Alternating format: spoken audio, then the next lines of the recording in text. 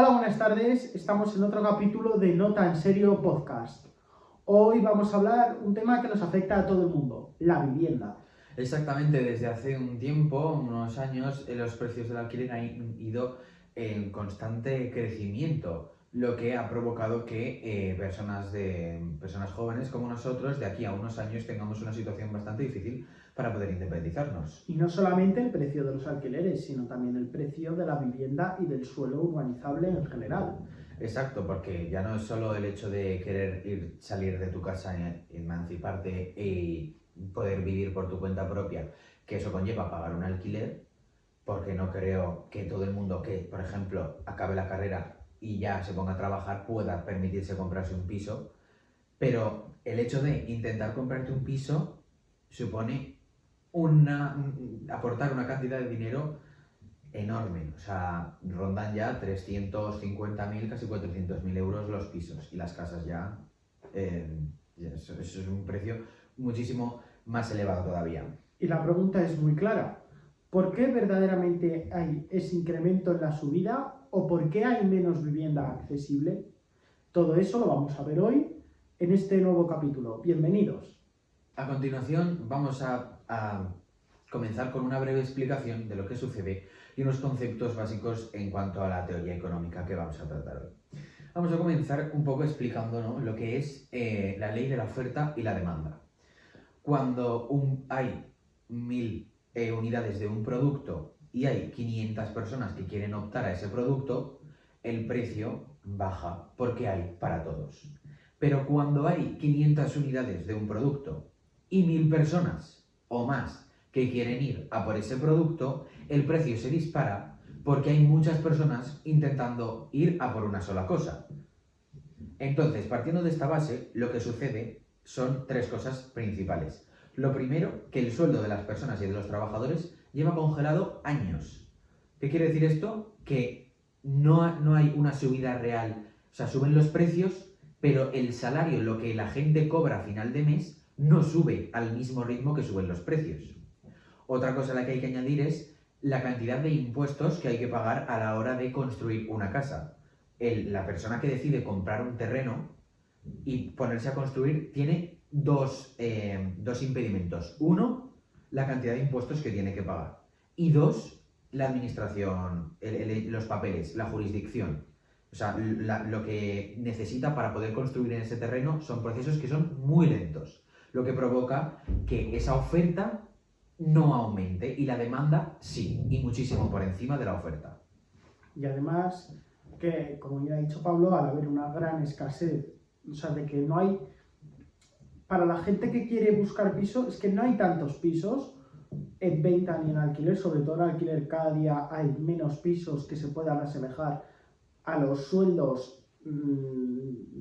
a los sueldos terrenales, podríamos decir, o sea, a los de la gente normal. De a pie. De a pie, y más porque además te piden verificaciones, las cuales casi no puedes pasar, porque te piden que tú puedas, con tu sueldo, puedas pagar el alquiler 2 veces. Sí. Y contando que un estudio pequeñito, y casi ya no te digo ni céntrico, es que ya son 600 euros. Entonces mínimo tienes que cobrar 1.200. No, 600 más. Aquí en Zaragoza sí que un alquiler pues te puede ir 6, 7, Sí. 800 si lo coges en buena zona. Algunos se disparan. No, 800 si lo coges si te vas a zona centro, Paseo María Agustín, Paseo Sagasta, de 1.000 euros no te van a bajar. Sí. Por lo tanto, te implican cobrar casi no, o sea, cobrar 2.000 euros más, te hacen un estudio de poder ver riesgo, que aún sí. así puedas, o sea, de que realmente con esos 2.000 euros puedas seguir teniendo todo. O sea, entonces al final se complica muchísimo el poder conseguir un alquiler, y ya las hipotecas ni te cuento porque no están dando prácticamente hipotecas, y las hipotecas Porque que los te sueldos están de las personas no. y las hipotecas, la mayoría de las hipotecas te están pidiendo que los respaldes con otro bien que tengas. Entonces, una persona joven que puede ser pues con 20, 25 años no tiene otro bien para respaldar esa vivienda para la que está pidiendo la hipoteca, y aparte que los intereses que te están cogiendo son muchísimos y que no te dan la hipoteca como se daba antes a un 90%, a un 98%, porque antes se daban las hipotecas casi al 100%, ahora no, ahora te las dan al 80% y da gracias. Entonces tú simplemente para decir me quiero comprar el piso, pido la hipoteca que voy a tener que estar pagando durante 30, 40 años, tengo que desembolsar antes un 20% del piso. Sí. Más luego, a ese 20% súmale, pues lo que ha dicho Pablo, gastos de notaría, impuestos, si es de segunda mano, Hay impuestos. hay impuestos. Si es nuevo, el 21% de IVA. O sea, al final, el poder adquirir un piso, o sea, se te va casi de las manos. Por eso la gente casi no se puede ya ni independizar, porque o te vas a compartir piso entre varios o no tienes más opciones. Claro, y es un problema bastante fuerte porque, por ejemplo, en ciudades como Madrid o Barcelona es prácticamente imposible llegar a tener un alquiler decente cobrando y que te quede dinero a final de mes después de haber pagado el alquiler. Aquí en Zaragoza nosotros todavía no estamos en esa tesitura, pero seguramente las cosas se van a ir complicando conforme vaya pasando el tiempo y cuando nosotros tengamos que verdaderamente enfrentarnos a ese problema que no sé, que ocurre ahora mismo en España, pues ya veremos cómo lo solucionamos. Y eso Pero sí, verdaderamente nos podemos enfrentar, porque a nivel laboral está complicado, como ya hemos hablado en otros capítulos. Hay que demostrar mucha capacidad para intentar conseguir un buen puesto laboral, porque o sea, ni teniendo los mejores estudios te lo aseguras. Claro, pero es que ese es el problema, es lo que he dicho. Si tú tienes un suelo, una cantidad de suelo, o sea, las ciudades, lo que hace el ayuntamiento es coge todo lo que es el terreno de, por ejemplo, el área de Zaragoza y dice, vale, por ejemplo, el barrio ahora mismo que más puede crecer comparado con el resto puede ser Arcosur el que más, sin duda, y según qué zonas, o del Oliver y la zona del Miralbueno o abajo en Valdespartera.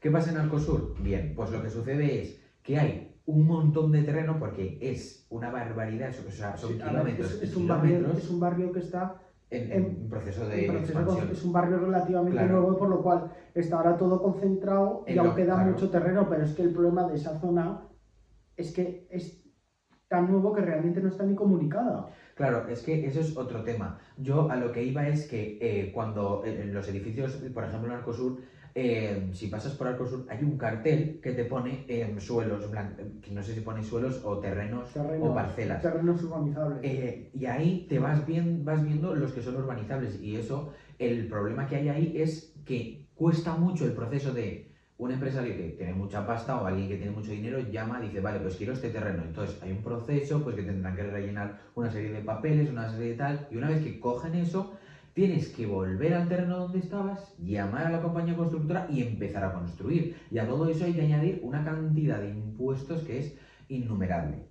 Y luego volvemos a lo que tú decías, que Arcosur es una zona que todavía no tiene faltan un montón de servicios. Por lo tanto, un empresario, como tú has dicho, no se va, o sea, allí no ve futuro. Un empresario pues puede ver más, como hemos dicho, zonas como Oliver, Valdespartera, que está comunicado con el tranvía. Ahí un empresario que sabe que realmente va a tardar en tener esas casas o esos pisos 2 años o 1 año y medio, si van todo bien desde el momento en el que lo compra, pero aparte es que luego no le puede, como ha dicho Pablo, con todos los impuestos que tiene que pagar, lo que cuesta ahora Sí. mantener los obreros, porque la mano de obra es muy cara, porque es verdad, no hay gremios. Claro, y luego ese es el problema, que este tipo de trabajos es un trabajo que no que gusta. la gente no quiere. Entonces, al final, porque claro, eso es lógico, la gente que trabaja en este tipo de oficio pide más dinero porque está en todo su derecho, porque al final trabajan muchísimas horas porque no hay gente. Entonces, al final, al empresario o al inversor le sale carísimo, o sea, ese trozo de terreno y todos los pisos le acaba saliendo carísimo, entonces para poderle sacar una mínima rentabilidad tiene que venderlos caros y claro, ahí ya Claro. volvemos al mismo problema de no hay dinero para... o sea, Que la gente no se puede permitir el Exacto. pagar esos pisos. Continuando con el tema barrio Arcosur, o esto se puede extrapolar a barrios que estén a las afueras de la ciudad o barrios en crecimiento, Lo que sucede en Arcosur es que, por ejemplo, es un barrio, para los que no sean de Zaragoza, o para los que sean de Zaragoza y no sepan dónde está, que está al final de Valdespartera y limita con Valdespartera y Rosales. Lo que sucede es que el tranvía llega, pero finaliza en Valdespartera y tienen una lanzadera, un autobús que pasa cada 20 minutos, media hora largos, que les lleva hasta Arcosur. ¿Y cuál es el problema? ¿Qué es lo que reclamaban esos vecinos? Pues un colegio, que les construyeron un colegio y necesitan pues tener algún tipo de supermercado, Servicios básicos, sí, servicios médicos. básicos, médicos, y ahí, de aquí a unos años, cuando eso de verdad crezca, a lo mejor una central de bomberos Si es llega a mucho, crecer, pero una porque comisaría si de llega- policía tiene que haber ahí. Si llega a crecer porque no está siendo un barrio que esté teniendo una acogida como ver, la esperada. No, a ver, claro, sí que es cierto, a ver, vamos a remontarnos un poco a por lo que se planteó Arcosur. Arcosur nos tenemos que ir a ya por 2007, 2006, eh, cuando se empezó a... A engordar el boom Sí, inmobiliario. exacto, cuando empezó a gestarse el boom inmobiliario, se empezó a plantear. ¿Y qué sucedió? Que en 2008 pues reventó esa burbuja inmobiliaria, los obreros cobraban unos salarios altísimos y de repente se desplomaron y cayeron a nivel del suelo prácticamente.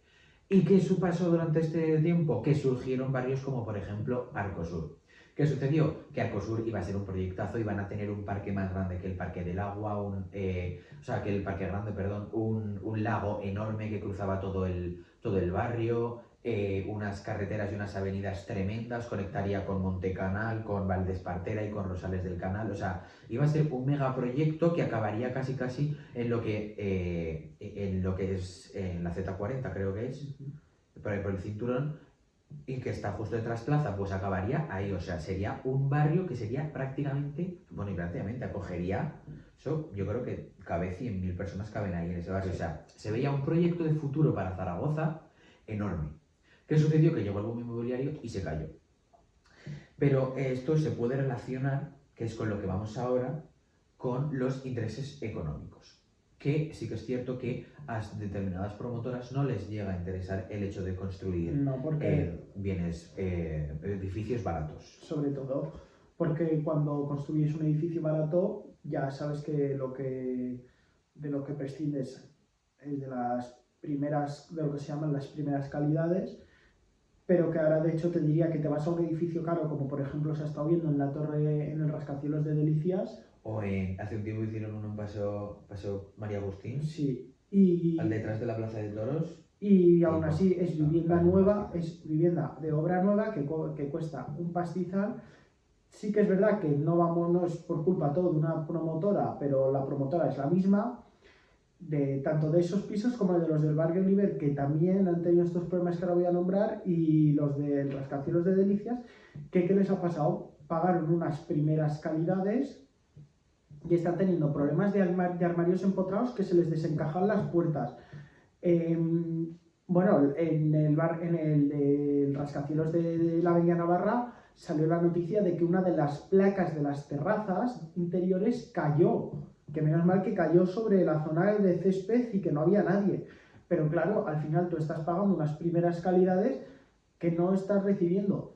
Esto va muy relacionado con la velocidad de construir los edificios, que claro, se intenta construir un edificio en un año, dos, y claro, hay que dar tiempo a que todo se asiente, y claro, por eso vienen pues estos problemas de que cuando los materiales se van asentando van perdiendo sus propiedades. Pero al final esto casi parece la que se avecina con las primeras calidades, que nunca llegan, y al final las promotoras se lavan las manos, quiebra, desaparece. Exacto, o si no dicen que ellos ya eso no lo tienen que cubrir, que denuncies a tal, y al final te pegas. Como decían otra vez con la jurisdicción, porque es otro problema que tenemos aquí, que las leyes aquí van fatal y los jueces también. O sea, mientras tanto, y si te metes en juicio con la promotora o con la constructora, a pagar un abogado, a pagar. Y si al final nos da la razón, a pagar los gastos de juicio. Pérdida de tiempo y pérdida de dinero, pérdida de tiempo, y encima te quedas con el problema que ya tenías. Y pagas, y mientras tanto pagando la casa mal hecha. Claro, pero eso también puede estar provocado por lo que has dicho tú. A la hora de como se construye muy rápido, de normal, por ejemplo, tú pon que haces un edificio y empiezas a construir un edificio el 2 de febrero. Y y es un edificio, vamos a ver que es un edificio pequeño, y acabas el 5 de junio. Ese edificio se ha estado construyendo en una época del año que no hay mucho calor. Entonces, cuando llega el verano y pasas de temperaturas 20-25 grados a 40-45 grados, como se ha llegado a ver aquí, ¿qué sucede? Pues que, los materiales del edificio se ensanchan por el calor y eso pues puede llevar a lo que has dicho tú, lo de que los techos de los armarios o las puertas se desencajen. Claro. Pero yo a eso quiero añadir una cosa que es cómo construyen ahora mismo, que me parece horrible. Viene todo prefabricado. No, ya no es solo eso. Yo quería ir al tema de por qué construyen todos los edificios blancos y negros. Que es que vas por la calle y son todos iguales. O sea, tú, por ejemplo, vas por zonas antiguas, Perfil, Paseo María Agustín, Paseo Pamplona, Paseo Sagasta, toda la zona centro de Cada aquí. edificio es de su padre y de su Claro, madre. claro, o sea, tienes 4 tipos de romanticismo, neoclásicos, góticos, Y eso que barrocos, antes se trabajaba, o sea, con unas calidades y aparte, que antes un piso, o sea, un bloque de edificios que fuera a hacer barato, ladrillo cara vista, lo más barato, porque no tienes que lucir, no tienes que hacer nada, y mantenimiento barato, y ya está. Un edificio un poco más elaborado, se luce y ya está. Lo típico que ves que hay cosas como esculpidas Pues sí, y tal, y eso ya era bonito, pero ahora es todo blanco y negro, que al fin y al cabo esos edificios no dejan de ser unos edificios con ladrillo y que encima les han puesto una chapa. Y que luego, o sea, las calidades interiores, ya no solo las funcionales de, pues lo de los armarios y eso, no, las interiores, de que es que son paredes de cartón pluma, o sea, que es que son paredes Son que tú les das y están huecas, que luego pues, tú te ves el problema para colgar algo, una televisión, un cuadro que sea un poco más pesado, tienes que llamar a una empresa que te haga un refuerzo por detrás de esa pared para poder, porque al final estas no es como en nuestras casas, que es ladrillo, desde que dices, es que esto está duro, o sea, que no lo atraviesa. Las típicas casas de pueblo que tienen unos muros así no, pero las de ahora a una casa de pueblo, tienen unos ladrillos que los ladrillos son así, pues claramente vas a tener una pérdida de dinero en calefacción y una pérdida de dinero en aire acondicionado. Por no hablar que yo no puedo entender cómo un edificio hecho por los romanos puede tener mejores calidades que un edificio hecho actualmente, teniendo en cuenta que ni tenían maquinaria pesada, Perfil, grúas, camiones pesados y excavadoras. No existían los ingenieros y no existían los arquitectos como existen actualmente. Y hoy en día los edificios se derrumban solos y antes, o sea, te vas a Roma y tienes el Coliseo que tiene 500, 600 años. No, ya ver, aquí en Zaragoza tienes edificios construidos desde 1800, 1900 principios, que sí que es cierto, que han aguantado claro, guerras, han aguantado de todos, que algunos tienes pisos en Paseo Constitución que tienen búnkeres, o sea, que fíjate que llevan ahí años y siguen, lógicamente, porque se les ha dado una rehabilitación. Y tienes que cambiar pues, sistemas eléctricos, tuberías. Sí, tuberías, sobre todo porque antes se hacían con un material que ahora mismo es tóxico. Sí. Pero que al final antes se hacían las cosas que es que yo estoy muy seguro de que dentro de 40, 50 años, todos estos pisos que estábamos hablando, de estos ejemplos de construcciones no van a nuevas, aguantar tanto. Es que van a estar... Tú mira las columnas que se hacen actualmente son muchísimo más pequeñas que yo, o sea, no somos expertos en arquitectura, a lo mejor han desarrollado un cemento que, oye, lo pones y al momento se queda el hormigón se aprieta todo y puedes hacer una columna así de estrecha.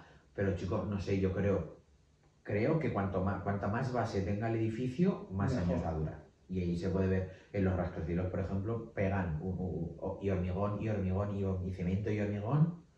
¿Para qué? Pues para eso, para que no se caiga. Pero es que ese es el tema. Y otra cosa que yo quería hablar es el hecho de que, por ejemplo, antiguamente, con el salario de una persona, pagabas tu casa, tu coche, una casa en la playa, las vacaciones del verano y la comida de 5 personas o más.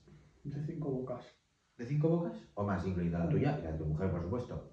Ahora, con el sueldo de tu mujer y con el sueldo tuyo, hay gente que no llega a fin de mes. Hay gente que no se puede comprar ni la primera casa que has dicho. Y antes, lo que hemos comentado antes, pagabas la hipoteca 20 años, 10 años. Ahora 40, 50 o 60. Y si tenías que pedir hipoteca, porque ahí o ahorraban y ahora mismo tú no puedes pagar tocateja, claro. nada. O sea, es que no puedes ni ir ya ni a comprarte un coche que digas, oye, mira, me quiero comprar este coche, ¿cuánto? 12.000 euros, no, financiado. Sí, hasta Pero los más baratos ¿y yo por qué lo quiero son Y si financiados. yo te estoy diciendo que tengo aquí los 12.000 euros, que te hago un talón y te los doy, ¿por qué lo tengo que financiar? Eso es lo que está favoreciendo. Por ejemplo, un ejemplo claro de que las cosas, de que los precios suben y nuestros sueldos no, es el mercado de los coches. Un Dacia Sandero, antes que valía 5 o 6 mil euros. Si antes te ibas de fiesta y decías, te bebí un Dacia Sandero, ahora no. Ahora un Dacia Sandero... Pues está ya por 15.000 euros. Y ya el mercado de segunda mano, eso ya sí que es una locura, porque casi pagas por un coche de segunda mano lo mismo que casi pagarías por uno nuevo, peor, pero los coches de segunda mano tienen un montón de problemas, como, o sea, te tienes que fiar o tienes que ser un experto de narices de poder revisar todo el motor y todo, o te tienes que fiar de vete tú a saber qué me están vendiendo. Porque no es el primero que compra un coche de segunda mano, que firmas el compraventa y que, claro, si se lo compras a un particular no tienes ningún tipo de garantía, andas 5 metros y el motor, si te has gastado 6.000 euros en el coche, ahora invierte 5.000 en cambiar el motor. O tal, y claro, al final eso, y con la vivienda de segunda mano pasa, o sea, lo mismo, tú te vas a comprar una vivienda antigua porque es lo que se puede permitir al final la gente joven, un piso que tenga pues casi 100 años sin reformar, porque un piso de 100 años rehabilitado tiene muchísimas oportunidades, pero un piso de esas edades sin rehabilitar no vale prácticamente. No te sirve nada. Solamente tiene valor histórico. Y tienes que meterle una reforma de 1.000 pares de narices, que eso es otro préstamo más que tienes que pedir. Y claro, al final es todo, tienes que acabar... Es la pescadilla que se muerde la cola, al fin y al cabo. Ahora vamos a hablar de un tema muy polémico y que realmente afecta mucho en este país, más de lo que nos gustaría, que es la ocupación, que verdaderamente es una locura. Es que, o sea, no nos damos cuenta hasta que no vemos las cifras de las viviendas que hay en este momento ocupadas, y lo que verdaderamente es más preocupante es que la ley favorezca al ocupa antes que al propietario, porque es que es verdaderamente vergonzoso lo de que se te pueda meter un tío o una tía. Porque yo, mira, de las familias, sinceramente no digo nada, porque entiendo que hay muchas familias que se meten a ocupar una vivienda simplemente por seguridad de sus hijos. Eso es lógico. A ver, lógico, entre comillas. O sea, siempre puedes acceder a una vivienda de ayuda. No, de protección oficial no, porque si no tienes ingresos mal vas. Pero siempre hay de fundaciones, de asociaciones, siempre puedes buscar ayuda.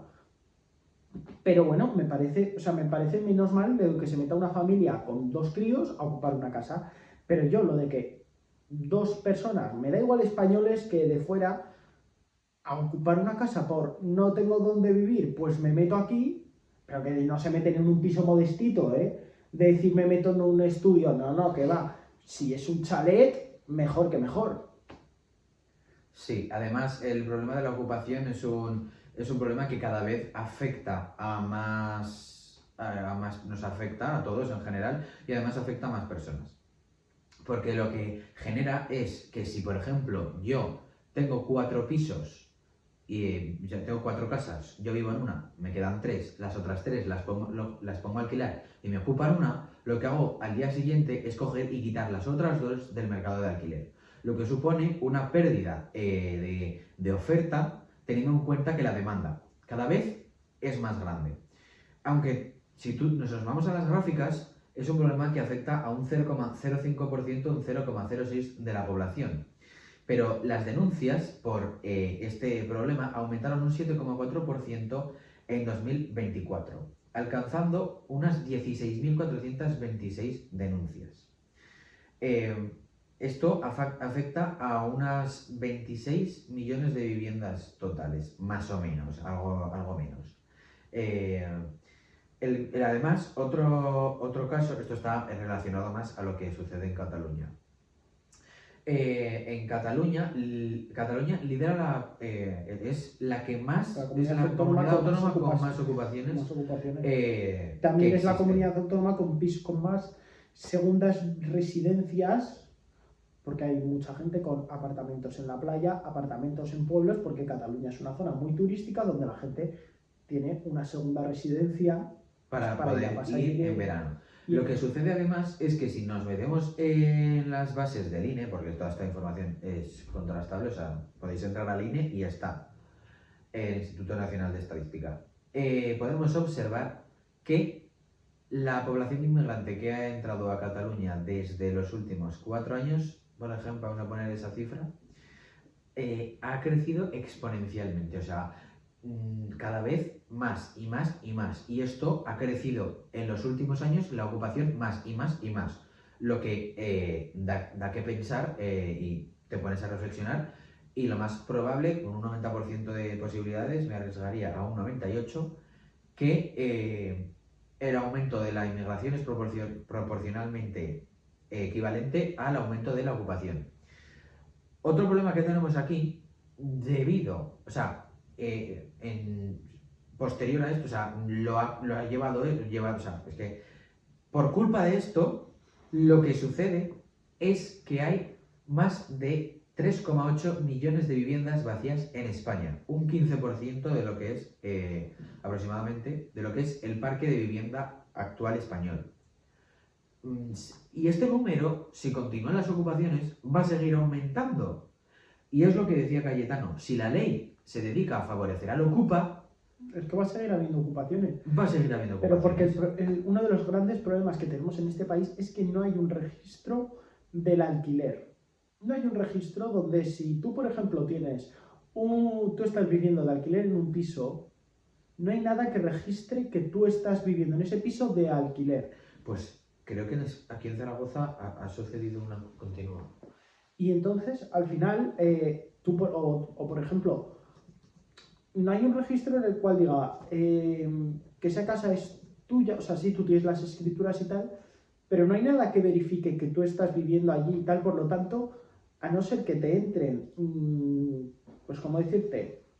Que te entren, pues, que te vayas a la compra y eso, pero, por ejemplo, si tú te vas a unas vacaciones y vuelves y está tu casa ocupada, ahí ya echarlos se te va a complicar muchísimo más y cuando digo complicar puede ser trámites judiciales de 1 año o más. Y cuando se vayan, o sea, ten por seguro que el piso te lo van a dejar destrozado, porque casi siempre lo que hacen es el mismo día que tienen ya en la sentencia, tienen que desocupar este piso el 26 de febrero, pues la noche del 25 al 26 se van a pegar dándole patadas a muebles. Te van a reventar Te van a reventar la casa. Se van a ir, eso y luego está tú eso, confirmado. denúncialo, que ellos se van a declarar insolventes y entonces tú te vas a comer tu pisito y todo. La reforma que le tienes y la que reforma hacer. Y la Y rehabilitación. lo que hacen, además de reventar las puertas, paredes y demás cosas que pueda haber dentro del inmueble, seguro que te destrozan todas las cañerías cogiendo papel y embozando todos los váters.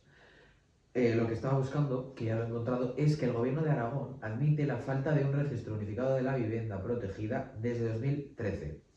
O sea, que hay una base de datos centralizada, o sea, tú vas a donde tengan esta oficina, estará...